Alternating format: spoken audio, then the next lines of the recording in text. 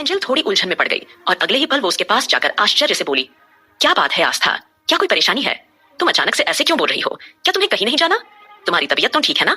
ये बोलते हुए एंजल आस्था का माथा चेक करने लगी। तब आस्था ने मुंह बनाया और उसने सारे गार्ड्स और गाड़ियों को देखकर इशारा किया। भाभी, मैं यहाँ कुछ दिनों के लिए सुकून के पल बिताने के लिए आई हूँ। क्या आपको नहीं पता सिंघानिया मेंशन में कितनी ज्यादा टाइट सिक्योरिटी है? मैं यहाँ भी वो सब टाइट सिक्योरिटी माहौल नहीं झेलना चाहती। मैं यहाँ नॉर्मल जिंदगी जीना चाहती हूँ, आजादी से रहना चाहती हूँ। वैसे भी मैं पहली बार ऑस्ट्रेलिया में आई हूँ और मैं अरमान सिंघानिया की बीवी हूँ। ये बात इंडिया में भी कोई नहीं जानता, तो भला ऑस्ट्रेलिया में कोई कैसे जानेगा? मैं जानती हूँ कि भाई यहाँ के जाने माने रईसों में से एक है, लेकिन मुझे यहाँ कोई नहीं जानता, इसीलिए मुझे यहाँ नॉर्मल जिंदगी जीनी है और मुझे इस तरह के बॉडीगार्ड या सिक्योरिटी कोई जरूरत नहीं है। जल्द ही एंजल आस्था की बातों का मतलब साफ साफ समझ गई थी, इसलिए उसने तुरंत अविनाश को कॉल मिला दिया। अविनाश ये सब सुनकर एकदम से चौंक गया कि आस्था गार्ड्स या इतनी सारी गाड़ियों के साथ क्यों नहीं जाना चाहती है। अविनाश ने एक आह भरी, क्योंकि वह अच्छी तरह जानता था कि आस्था कितनी ज्यादा जिद्दी है। अगर वह इस तरह की आजादी चाहती है तो वह बिल्कुल भी नहीं मानेगी। तब अविनाश ने कुछ सोचते हुए एंजल से कहा, ठीक है, तुम लोग बिना सिक्योरिटी के जा सकते हो, लेकिन तुम्हें मुझसे वादा करना होगा कि तुम आस्था का पूरा ख्याल रखोगी। सिक्योरिटी वाले भले ही आस्था के साथ नहीं जाएंगे, लेकिन उसके आसपास जरूर रहेंगे, वह भी उसे बिना बताए। ठीक है। जल्द ही अविनाश ने तुरंत अपने असिस्टेंट सनी को इंस्ट्रक्शन देना शुरू कर दिया कि वह उसकी बहन की इनडायरेक्ट किस तरह से सिक्योरिटी करे।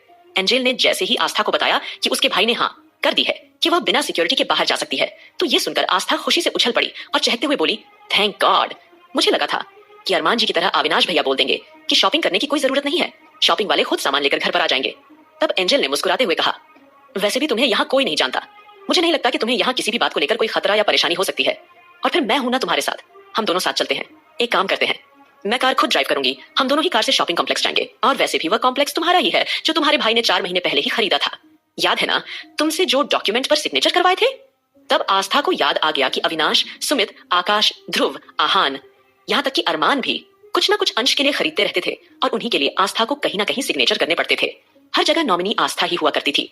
फिलहाल आस्था ने गहरी सांस ली और फिर जल्दी ही वह लोग शहर के सबसे बड़े शॉपिंग कॉम्प्लेक्स के ठीक सामने मौजूद थे। आस्था एक्साइटेड होकर पूरे के पूरे शहर को अपनी आंखों में बसा रही थी। सब कुछ उसे बड़ा ही प्यारा और इंटरेस्टिंग लग रहा था। कहीं पर भी गंदगी का नाम ओ निशान नहीं था। वहां की सड़कें भी इतनी ज्यादा खूबसूरत थीं कि आस्था का दिल कर रहा था कि वो यहीं कहीं चारपाई बिछा दे और सो जाए, क्योंकि वहां इतनी ठंडी सुकून भरी हवा चल रही थी। लेकिन कहीं भी आस्था को कुछ खास पेड़ पौधे, गीली मिट्टी, ये सब दिखाई नहीं दिए। तो अगले ही पल वो एंजल की ओर देखकर एकदम से सवाल पूछने लगी, भाभी यहाँ पर क्या पेड़ पौधे या मिट्टी नहीं है क्या?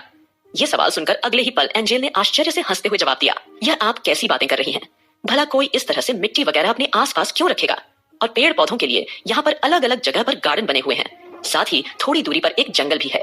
अगर किसी को पेड़ पौधे या इस तरह का कोई नजारा देखना होता है तो लोग वहां चले जाते हैं।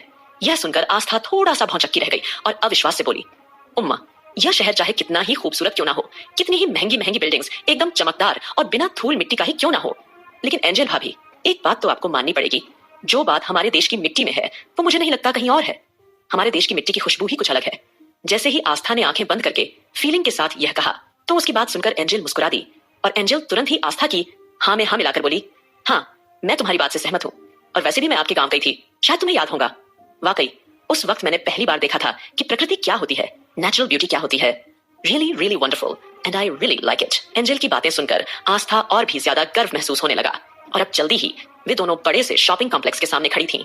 एंजल आस्था को देखकर एकदम से हंसी और आईब्रो उचकाते हुए सवालिया नजरों से देख के बोली, ऐसे आश्चर्य से क्या देख रही हो? ये पूरा कॉम्प्लेक्स ही तुम्हारा है। फिलहाल मैं कार पार्क करके आती हूँ, तब तक तुम अंदर जाओ, ठीक है?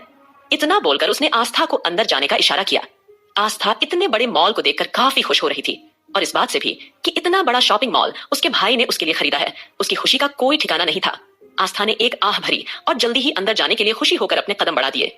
खिलौने, कपड़े, जूते और भी काफी सारी जरूरी चीजें देखकर आस्था ने देर न करते हुए प्रॉपर शॉपिंग ट्रॉली में सब चीजें लेना शुरू कर दी। लेकिन अब आस्था को इस तरह बेफिक्री से शॉपिंग करते हुए देख और बिना प्राइस चेक किए खरीदारी करते हुए देखकर सब लोगों की आंखें हैरानी से बड़ी हो गईं। क्योंकि ज्यादातर लोग जब इतने एक्सपेंसिव जगह पर आते हैं तो सबसे पहले प्राइस वगैरह ही चेक करते हैं, लेकिन आस्था, जिसे यह बताया गया था कि यह सब कुछ उसका है, तो वह जो मर्जी वो खरीद सकती थी, तो इसीलिए उसने प्राइस चेक करना जरूरी नहीं समझा। वैसे भी जब से आस्था मां बनी थी, अपने बेटे के मामले में वह कभी भी किसी भी चीज को खरीदने से पहले प्राइस चेक नहीं करती थी। हालांकि अगर अपने लिए कोई रबर बैंड भी खरीदना होता तो उसकी प्राइस देख लिया करती थी, लेकिन अपने बेटे के मामले में वह पूरी तरह से दिल खोलकर शॉपिंग करती थी। आस्था को इतनी इंटरेस्ट से शॉपिंग करते हुए देखकर सब लोग काफी ज्यादा हैरान थे, क्योंकि यहाँ की एक ड्रेस की कीमत लाखों से शुरू होती थी। फिलहाल आस्था ने लगातार कई ड्रेस जो उसे पसंद आई अंश के लिए निकाल कर रख ली। अब वहां की सेल्स गर्ल तुरंत ही आस्था को नीचे से ऊपर तक अजीब नजरों से देखने लगी और उसे घूरते हुए बेरुखी से बोली, hey, how are you? What are you doing here? Do you have money? उसने जल्दी ही आस्था को इंग्लिश में कई बातें क्वेश्चन करना शुरू कर दिया।